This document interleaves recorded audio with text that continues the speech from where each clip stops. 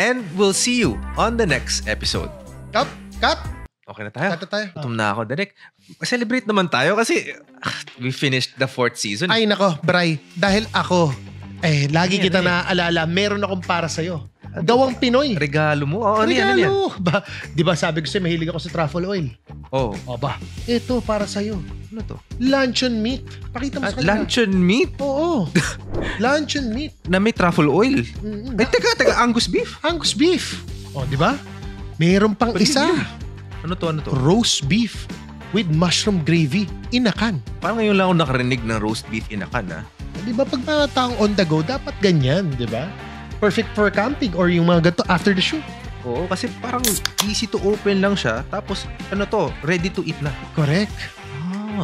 Kaya kung sa inyo, if you want to celebrate with premium quality meats on your occasions, check out nyo ang Maharlika Premium Quality Meats. From farm to table experience.